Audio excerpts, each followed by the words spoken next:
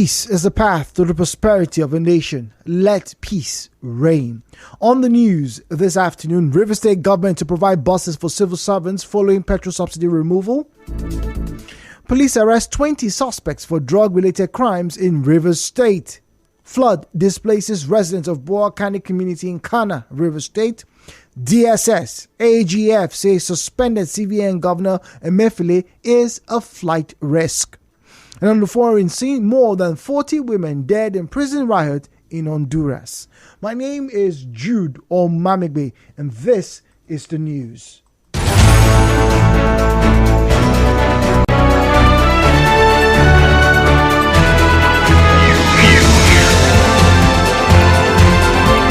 This is the news on 92.3 Nigeria Info.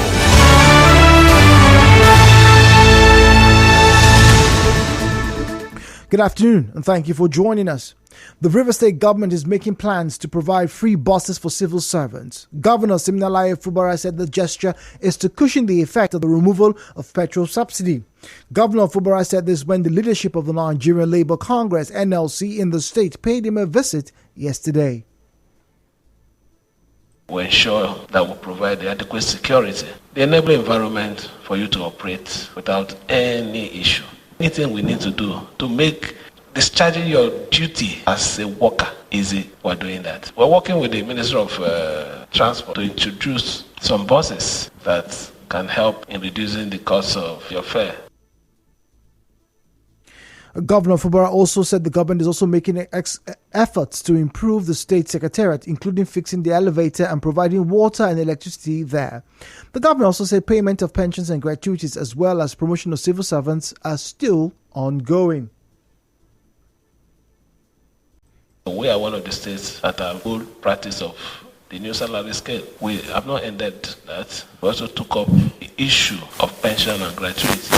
It's ongoing. We're paying, and you know that we're doing that. On the issue of employment, you're also aware that is a process that is ongoing. Instead, the secretariat, we're doing a little job there. We're starting with provision of water, made provision for the security aspects of the secretariat. We're working at the aspect of the lifts. As we're talking now, we're already in negotiation with the operators of the lifts. Earlier, the chairperson of NLC in River State, Alex Agwanwo, appealed to the governor to create a sustainable avenue for labor and government to discuss issues that will enhance industrial harmony in the state. The Congress leadership acknowledges and commends Your Excellency courage in sustaining the release of promotion letters and the processes leading to the implementation of same, including the ongoing recruitment exercise of 10,000 youths in the state public service. While we appreciate and commend the Excellency for sustaining the monthly payment of pensions and gratuities to retirees and pensioners, it's a humble appeal that Your Excellency consider increasing periodic allocation of funds for the payment of pension arrears and gratuity for a wider coverage. We humbly request of Your Excellency periodic engagement between the Congress leadership and Your Excellency. Moving on, an appeal court in Port Harcourt has set aside a bench warrant of the arrest issued against the former governor of the state, Rotimi Amechi, and two others. The others are the governorship candidate of the APC in the 2023 elections, Tony Cole, and the Commissioner for Power in the Amechi administration, Austin Wokocha. The ruling followed an appeal filed by Amechi and the others seeking the setting aside of the order by a lower court. Justice Abdulaziz Waziri, who read the ruling that was prepared by the presiding judge of the court, Joseph Ikege, said that the order by the lower court was made in defiance of the Court of Appeal.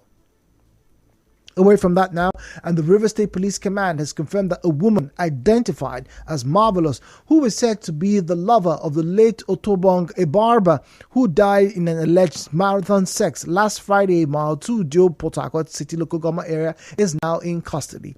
Spokesperson of the command, SP Grace Iringikoko, who confirmed this, said the woman initially fled after the death of the barber. However, it was gathered that the woman turned herself in to the police 2 days after the incident.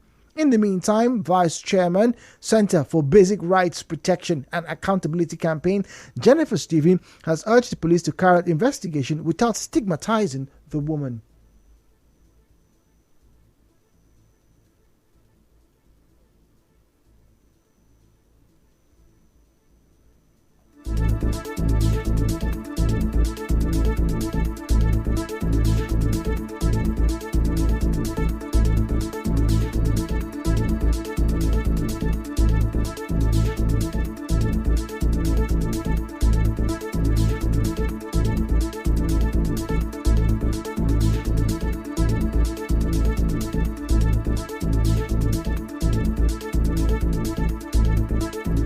On another development, the teenage girl stabbed in the neck by her angry neighbor in Port Harcourt is in stable condition. Recall that the 12-year-old was stabbed while fetching water around Chuku Street in Rumodara last Friday. Her sister, Blessing Chuku, tells our correspondent her family has spent a great deal of money on her medical care. Ms. Chuku called on the police to ensure a proper investigation into the incident.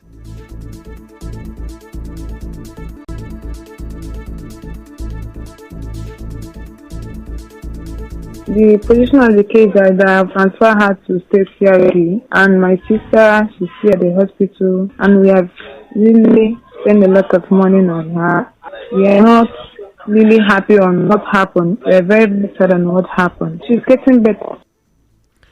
The River State Police Command has arrested 20 suspects for drug-related crimes in the state.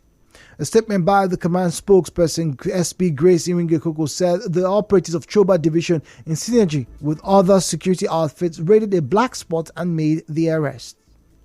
Meanwhile, the newly appointed Inspector General of Police, Kayode Egbetokun, says he feels like a tiger ready to chase away all criminals in Nigeria.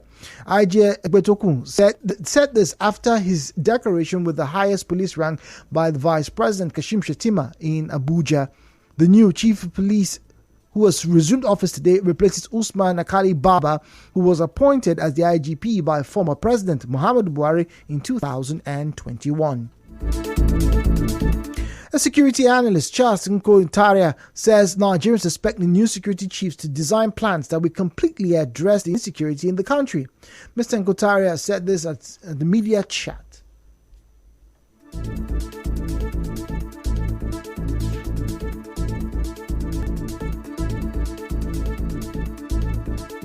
The removal of the service chiefs is a very welcome one and a good one, as a matter of fact, because for a new administration, it is expected that the administration need to rejig and overhaul the entire security structure. And so starting with the removal of the service chief, that is the right step in the right direction. And so we expect the service chiefs at this point to come up with more proactive policies and programs and plans that will be able to fast track the upsurge of insecurity and banditry across the country. At this point, we are expecting them to do something outside the box in identifying early warning signs and signals and nip on the board. Mr. Nkotai urged the government to build a security architecture that's about the people. Some residents of Port Harcourt also spoke on this. MOVs of Emoha local government just drove into our community, Odoha, Emoha, precisely. I beg your pardon. Let's get the right soundbite for that, please.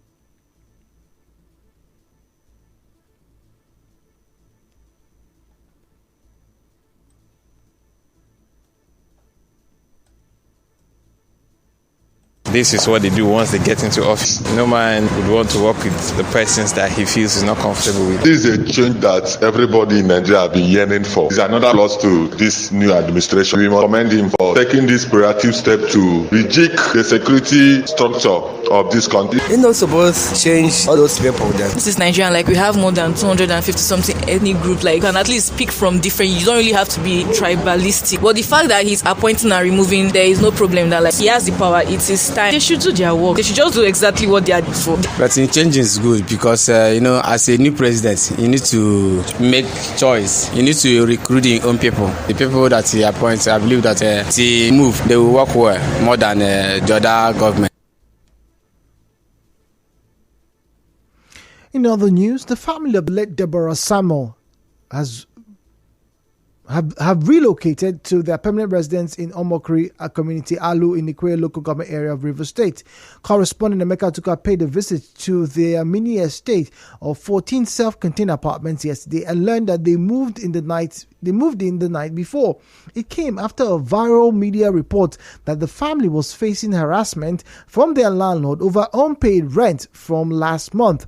Deborah's mother, who was seen cleaning the furnished apartment, said it was not true that they had been abandoned by the General Overseer of Omega Power Ministries, OPM, Chinyere Chibuzo. She brought in her neighbor to speak to our correspondent on behalf of the family.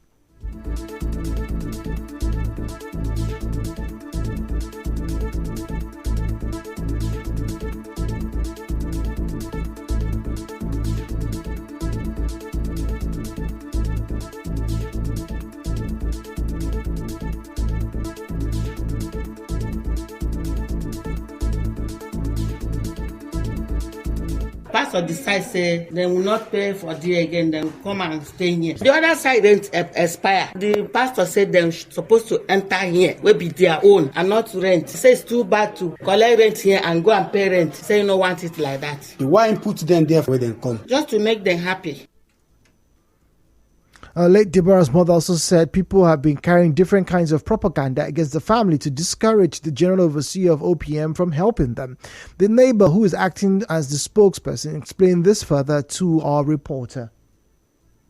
Because they are not hearing including Hausa. So they went to tell daddy another thing that Baba Deborah said that some people are about to collect their house. They just talk, So daddy stand up and come and confirm. So later he decides say nothing like to pay rent there. She said that it was the general overseers of OPM who relocated them to the state after their rent expired. Daddy give them money, 100,000. Make them go look for another place so that the Deborah mother with the husband will pack in. So the man that bring check to them is the man that bring carrying motor and pack their car in yesterday night. They are in their house now and they are happy. I recall that after Deborah's death in May of last year by her classmates for alleged blasphemy, the OPM General Overseer Chinyere Chibuzor moved the late Deborah's family from Sokoto State to Rivers. Deborah, who was a 200-level student of home economics at Shehu Shagari College of Education in Sokoto State, was killed for speaking against posting religious content on their class WhatsApp group. Her death sparked public outrage. Well, still ahead, DSS, AGF says suspended CBN Governor Emefiele is a flight risk. Stay tuned.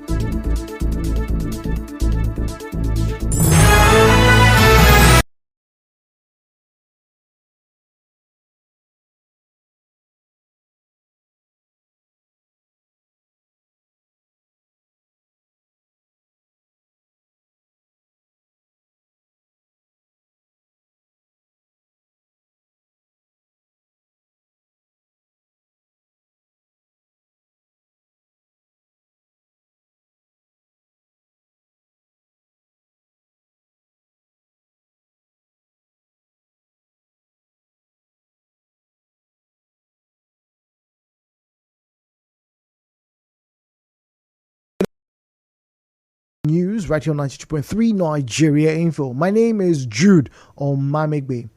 The special assistant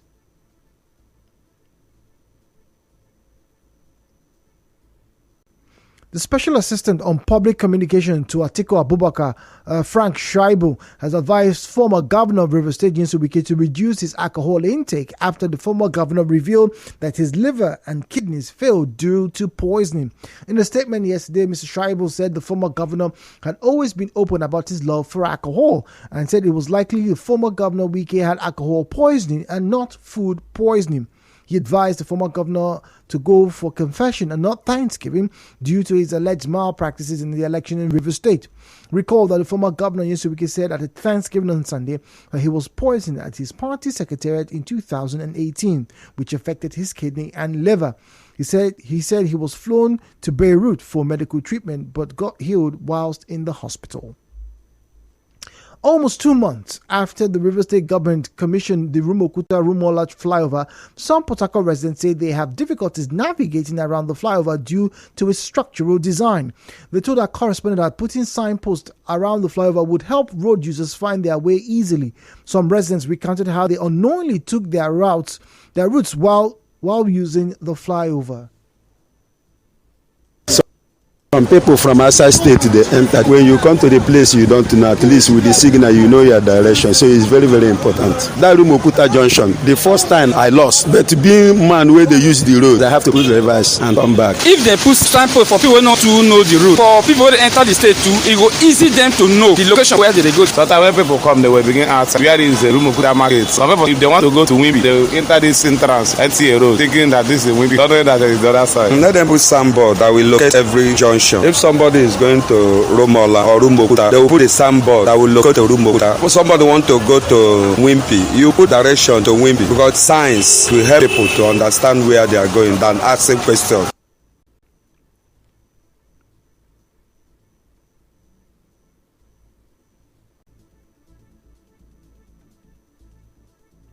Our correspondent reports that the flyover has a curvy shape at the top, as the top connects Rumola to Rumigbo axis, while the underside links Rumokuta and other routes.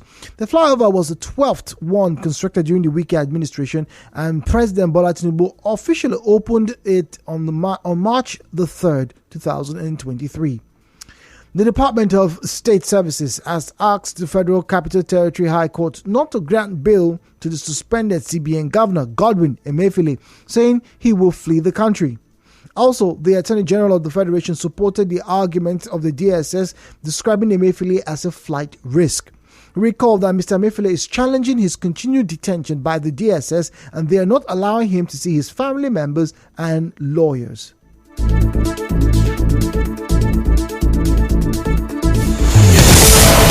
And now the business news.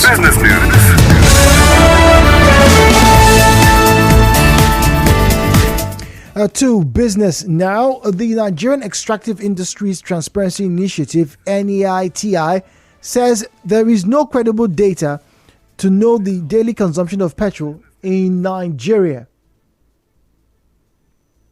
Speaking at the stakeholders workshop in Abuja, the Executive Secretary NEITI, Orji Ogbonaya, said the agency will conduct a study to find out the accurate fuel consumption in the country. Nigeria's daily petrol consumption has remained a mystery. In 2022, the Nigerian National Petroleum Company Limited says Nigerians consume 60 million liters of fuel daily, a figure challenged by the Nigerian Customs Service, which claims that the national oil firm lifts 98 million liters into the market.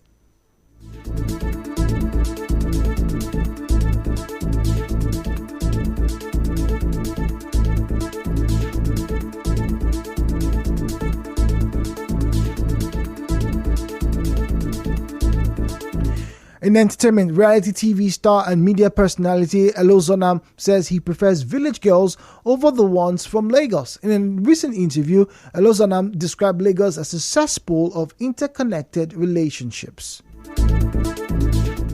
In sports, footballer Cristiano Ronaldo has been honored by the Guinness World Records for becoming the first male player to reach 200 international appearances. 38-year-old Ronaldo received the Guinness World Records certificate before Portugal's 1-0 victory in Euro 2024 qualifier against Iceland on Tuesday. He is also Portugal's all-time record scorer with 123 goals. And finally, from the international scene, at least 41 people have been killed in a riot at a women's prison in Honduras yesterday. It is understood that a fight broke out between rival gangs, after which one gang set the cell ablaze. Officials say the fire caused the majority of the deaths, but some of the victims were shot. Several other prisoners have been taken to hospital. Honduras Deputy Security Minister Julissa Villanueva, has declared a state of emergency and promised to crack down on the violence. And that was the news this afternoon. On the news, you heard the River State government is set to provide buses for civil servants following removal of fuel subsidy. The family of late Deborah Samuel has denied a viral media report that they were abandoned by the OPM pastor. Police have arrested 20 suspects for drug-related crimes in River State. The DSS and AGF have said that the suspended CBN Governor Emefiele is a flight risk. And on the foreign scene, more than 40 women have died in prison riot in Honduras. The news was edited by Constance Mega. Cloudy weather in Port Harcourt is expected this afternoon with temperatures of about 24 to 26 degrees centigrade. Please be advised. Peace is the path to prosperity of a nation. Let peace reign. I am Jude Omamigbe. Thank you for listening and good afternoon.